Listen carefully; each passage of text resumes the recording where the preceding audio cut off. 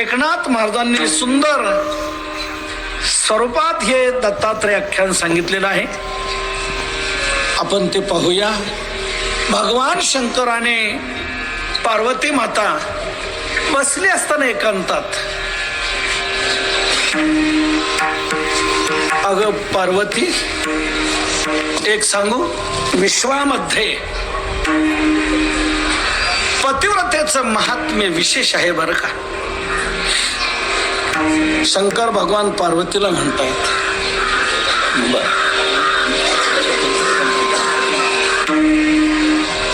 अशा पतिव्रतेमध्ये कोण श्रेष्ठ आहे पतिव्रता. भगवान शंकर म्हणतात, सांगू. पार्वतीला असं वाटलं आपलं नाव घेतात की काय, परंतु शंकर भगवान म्हटले, सर्व पतिव्रतामध्ये श्रेष्ठ पतिव्रता म्हणजे अत्रि ऋषीची पत्नी अनसूया ही आहे. ऐका दत्तात्रेय आख्यान, पार्वतीस सांगे त्रिलोचन, सकळ पतिव्रता माझी पूर्ण अनसूया जाण पतिव्रता. सर्व पतिव्रतामध्ये श्रेष्ठ अशी पतिव्रता जर कोण असेल तर अनसूया आहे. आपलं नाव आलं नाही, दुसरंच नाव पुढं आलं, पार्वतीने लगेच झटका दिला. आमच्यापेक्षा कोण पतिव्रता श्रेष्ठ आहे. पार्वतीची ही गर्वाची भाषा पाहिल्यानंतर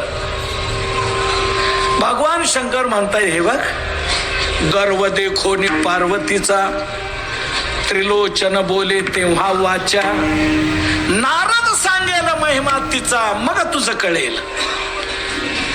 पार्वतीचा गर्व पाहिल्यानंतर शंकर भगवान म्हणतायत, अगं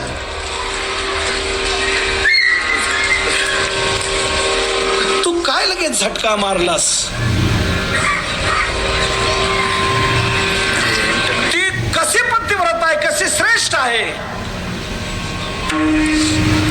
हे माझ्या बोलण्यातून तुला समजणार नाही, तुला माझं बोलणं पटणारच नाही. नारद ज्या वेळेला तिचा महिमा सांगेल त्यावेळेला तुला कळेल. नारद सांगेल महिमा तिचा तेव्हा तुझं कळेल, तेव्हा तुला कळेल. नारद काय सांगतात, कोण काय सांगणार आहे नारद, आमच्यापेक्षा कोण आहे. नारद बरेच दिवस आला नाही, काय येत नाही कोणास ठाऊक, केव्हा येईल तो पाहतेच वाटतेच. नारायण नारायण तितक्यात प्राप्त झाले.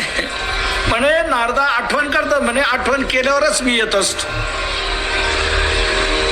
कशा करता माझी आठवण झाली. म्हणे त्यांनी असं सांगितलं की सर्व पतिव्रतामध्ये श्रेष्ठ पतिव्रता हे अनसूया आहे. मला ते पटलं नाही, मला वाटलं होतं आम्हा तिघींचं नाव घेतील, परंतु आम्हा तिघींना वगळून कोण अत्रि ऋषीची पत्नी ती अनसूया, तिचं नाव घेतलं. नारदा तुमचं मत काय. नारद म्हणताय, आय साहेब खरं सांगू का. हा म्हणे खरं सांग, राग येणार नाही ना. नाही खरं सांग, खरं सांगितलं नाही, खरं सांगितलं का सख्या यायला राग येतो म्हणतात. खरं सांगू, खरंच अत्रि ऋषीची पत्नी जी अनसूया आहे ती सर्व पतिव्रतामध्ये श्रेष्ठ आहे आमच्यापेक्षा. हो तुम्ही काय, अगं तुम्हा तिघींचे पुतळ्या केल्यात तिने आणि आपल्या डाव्या पायात बांधल्यात. तुम्हाला पायाच्या ठिकाणी जागा दिलेली आहे तिने. तुम्हा तिघींचे पुतळे करुणी बांधिले असे वामचरणी. तुम्हा तिघींचे पुतळे केलेत, पुतळ्या अशा केल्या आणि डाव्या पायात तिने बांधलेले. अशी ती अनसूया श्रेष्ठ पतिव्रता आहे. नारदा तुम्ही तेच म्हटलं ना, आहे तेच सांगणार, आम्ही दुसरं काय सांगणार.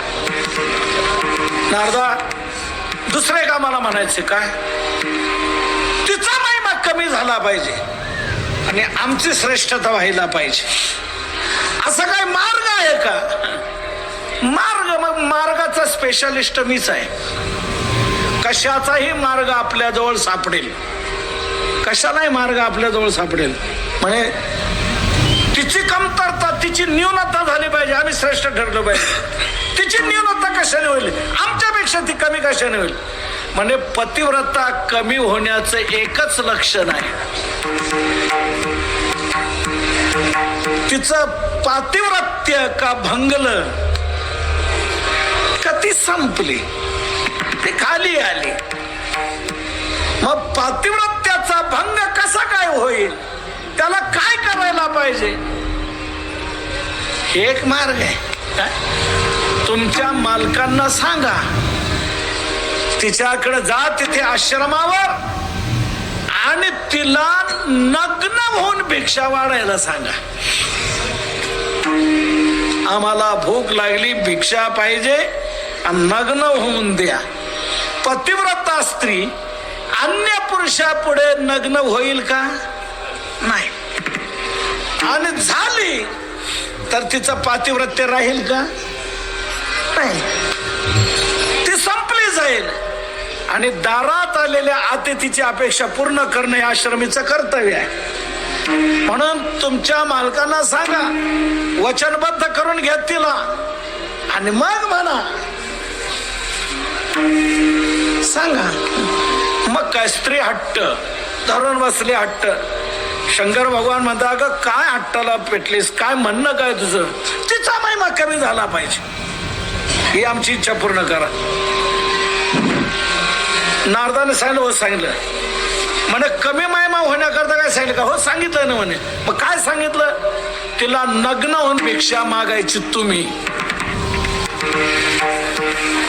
नग्न झाली का तिचं पातिव्रत्य संपलं. तेव्हा तुम्ही एवढं करा. हट्ट धरला पार्वतीने हट्ट धरल्यावर शंकर भगवंताने कबूल केलं. ठीक आहे, जातो. काम झालं नारदाचं. निघाले तिथून, वैकुंठाला गेले. लक्ष्मी माता पुढे आले. नारदा, आजचं काय वृत्त विशेष? तुमच्याजवळ नवीन बातमी मिळत असते. नवीन बातमी म्हणजे नवीन बातमी अशी आहे, कैलासात गेलो होतो, तिथे नवीन बातमी अशी घडली की अनुसूयेची महती सर्व पतिव्रतामध्ये श्रेष्ठ अशी झालेली पार्वतीने ऐकल्यावर ती म्हणाली, तिचा महिमा कमी व्हायला पाहिजे. आम्हा तिघींपेक्षा कोण पतिव्रता आहे? सावित्री, लक्ष्मी आणि मी, आम्हा तिघींपेक्षा कोण पतिव्रता श्रेष्ठ? तेव्हा तिचा महिमा कमी करायचा. तेव्हा मला विचारला उपाय, मी सांगितलं. पातिव्रत्य भंग झाला का ती कमी होईल. आणि पातिव्रत्य भंग करण्याकरता पालकांना तुमच्या पाठवा, नग्न भिक्षा वाढायला सांगा. तेव्हा पार्वतीने ते करायचं ठरवलंय. शंकराकडे ती गेली आहे, म्हणून तुम्हाला जाता जाता सांगावं म्हणून मी इथे आलेलो आहे. तुमच्यापेक्षा पतिव्रता ती अनसूया श्रेष्ठ आहे. आणि नारदा, तिचा महिमा कमी झाला, सांगा विष्णूला जायला. मग बरं सांगते म्हणे. आता जातो मी, चाललो पुढे, माझं काम झालं इथलं. नारदाने आपल्या आईबापांना सोडलं नाही. सत्यलोकाला गेले. सावित्री मातेला सांगू लागले की कैलासात वैकुंठात असं असं घडलंय, तुम्हाला त्याची माहिती मिळावी म्हणून मी आलेलो आहे. अनसूया सर्वात श्रेष्ठ पतिव्रता. मान्य झालेलं त्या दोघांनी आपल्या मालकांना पाठवायचं ठरवलेलं आहे, तिचा महिमा कमी करण्याकरता. म्हणजे मार्ग काय? नग्न भिक्षा वाढणं. आणि त्या दोघींनी ठरवलेलं आपल्या मालकाला सांगायचं. बघा, तुम्ही बाबांना सांगा. बरं झालं नारदा तू सांगितलंस. तिघींनी आपल्या मालकांना सांगितलं, तयार केलं. स्त्री हट्ट देवांनाही पुरवावा लागलेला आहे. तेव्हा जायचं ठरलं. तेव्हा माग पुढे जाण्यापेक्षा एकत्र जाऊ ना. मग लगेच एकमेकाला मोबाईल केले. तुम्ही कुठे आहात? आपल्याला जायचं अत्रि ऋषीच्या आश्रमाकडं. हो म्हणे, आमच्या घरून तसंच ठरलंय, आमच्या घरून तसंच ठरलंय. तिचा हट्ट आग्रह आहे म्हणे आमचं तसंच झालं, तिच्याच हट्टाने मी निघतोय. तिघांचं याप्रमाणे तिघांचं येऊन ठरलं यायचं. एकत्र आले आणि माध्यान्ह काळात जाऊन आश्रमावर पोहोचले. अत्रि ऋषी आले, लगेच नमस्कार केला, वंदन केलेलं आहे, पाद प्रक्षालन केलं आहे, गंध लावलेला आहे, पुष्पमाळा घातलेली आहे, पूजा अर्चा केलेली आहे, आरती ओवाळले, हात जोडून उभे आहेत. म्हणे काय अपेक्षा आपली? म्हणे अनसूयेला बोलवा. ठीक आहे, ऋषींनी सांगितलं अनसूयेला बोलवलं. अनसूया आली, तिने लगेच वंदन केलेलं आहे, पाद प्रक्षालन केलेलं आहे, पूजा अर्चा केलेली आहे, हात जोडून उभी आहे. काय सेवा? म्हणे सेवा एकच आम्हाला हवी आहे. आम्हाला भूक लागलेली आहे, आमच्या भुकेची संतुष्टी करण्याकरता आम्हाला तुम्ही जेवण द्या, पण तुम्ही नग्न होऊन द्या, ही आमची अपेक्षा आहे. एकदम धक्का बसला. पतिव्रतेला नग्न होऊन भोजन द्या म्हटल्यावर काय वाटेल? पण ह्या देवता आहेत. ठीक आहे, ही परीक्षा पाहण्याकरता आपल्याला, तर परीक्षेत उतरलंच पाहिजे. परीक्षेला जो घाबरतो तो खरा विद्यार्थीच नाही. विद्यार्थ्याला परीक्षेचा उलट उत्साह पाहिजे, कारण परीक्षेतून विद्यार्थ्याच्या अभ्यासाचं एक महत्व सिद्ध होत असत. परीक्षेतून गुणवत्ता सिद्ध होत असते, परीक्षेतून महत्ता श्रेष्ठता सिद्ध होत असते. परीक्षा ही फार महत्वाची आहे. हरकत नाही, परीक्षेला आपण उतरलंच पाहिजे. नग्न होऊन भिक्षा म्हटल्यानंतर आपल्याला नग्न कसं काय होता येईल? लगेच मार्ग लक्षात आला अनसूयेच्या. गेली आत, अत्रि ऋषींच्या चरणाला पाणी घेऊन प्रक्षालन केलं, चरणावर मस्तक ठेवलं, ते पाणी घेऊन आली आणि ते पाणी शिंपडलं या तिन्ही देवांच्या अंगावर आणि मस्तकावर हात ठेवला. तिघांच्या हात मस्तकावर ठेवला बरोबर तिन्ही देवता नुकतंच जन्माला आलेलं जसं बालक तसे तिन्ही बालक झाले. विठ्ठल विठ्ठल विठ्ठल.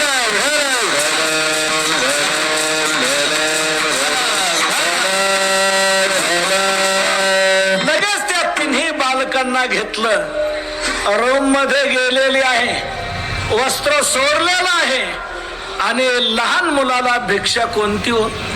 नुकत्याच जन्माला आलेल्या मुलाला अन्न म्हणजे दूध. लगेच अनसूयेने आपल्या स्तनाला लावलेलं आहे आणि दूध त्यांना पाजलेलं आहे.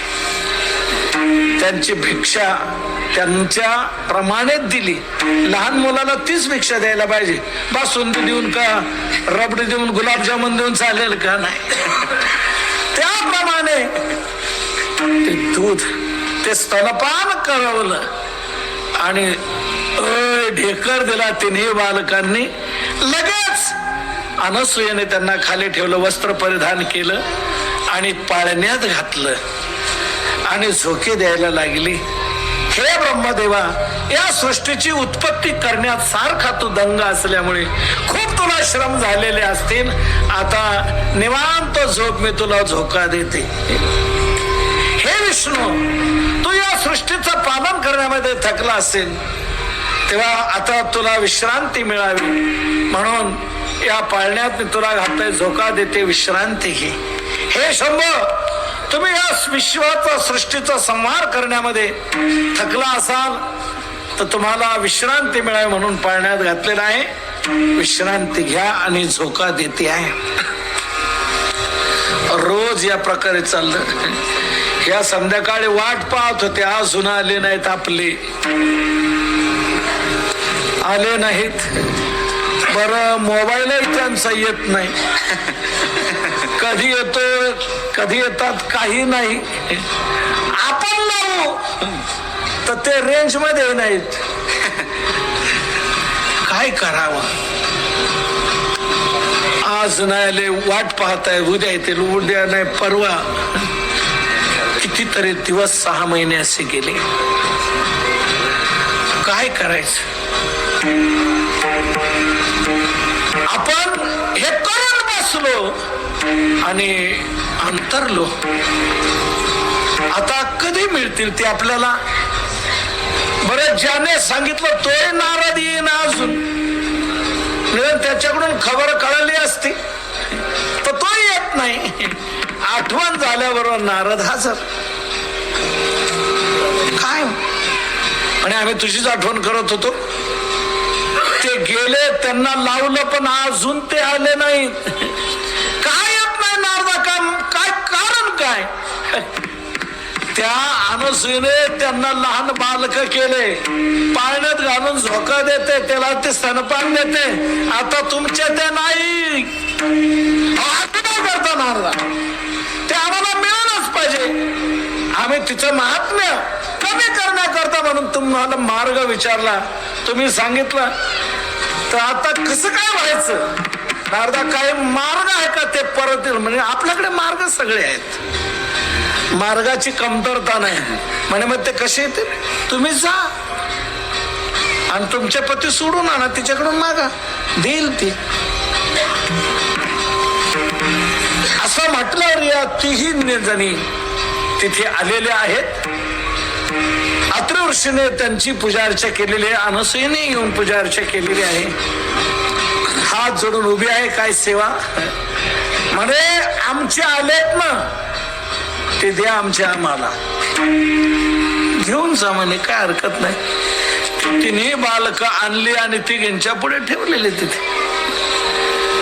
तेव्हा घ्या म्हणे तुमचं, घेऊन जा. पण म्हणे आमचे नेमके कोण? आता तुमचे तुम्हाला माहित जर नसतील तर मग कशा तुम्ही पतिव्रता?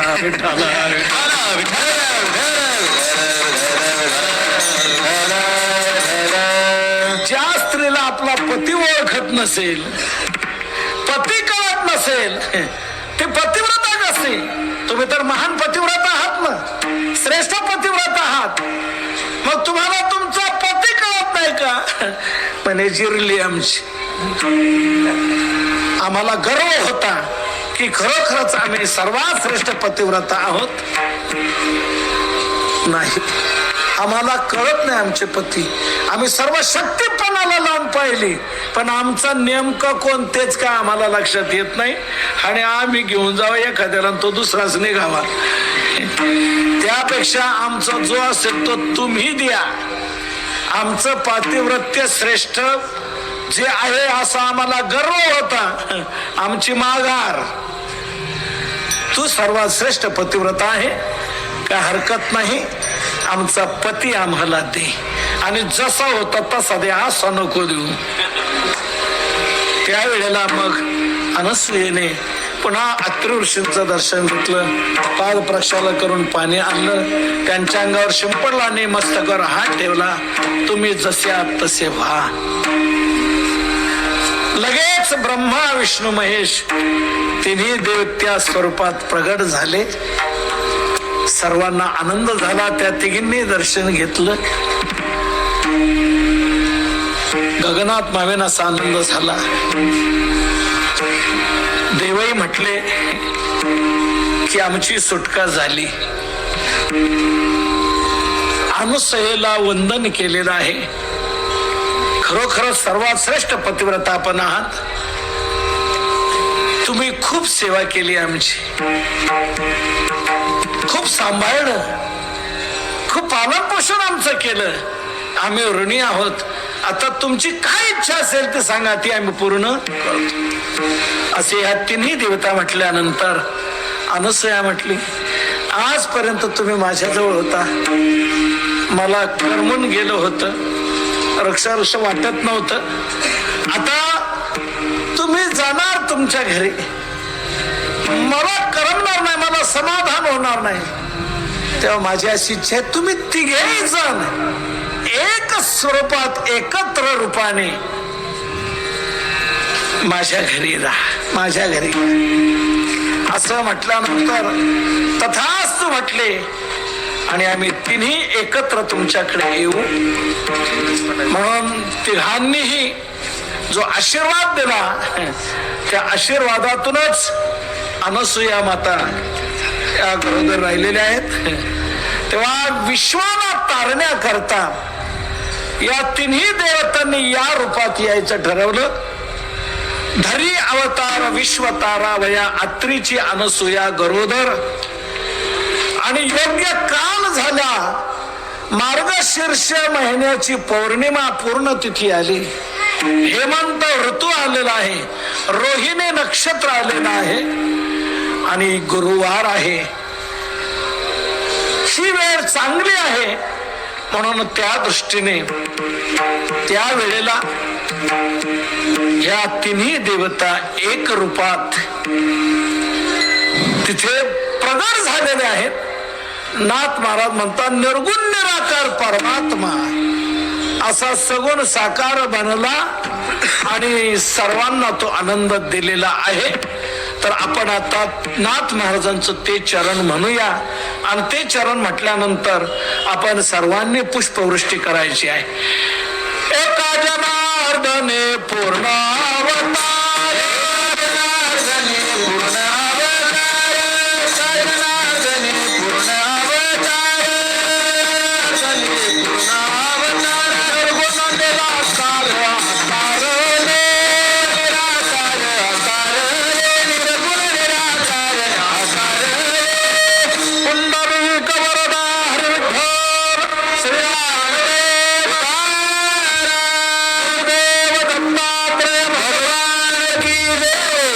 दिगंबरा दिगंबरा श्रीपाद वल्लभ दिगंबरा दिगंबरा दिगंबरा श्रीपाद वल्लभ दिगंबरा दिगंबरा श्रीपाद वल्लभ दिगंबरा दिगंबरा दिगंबरा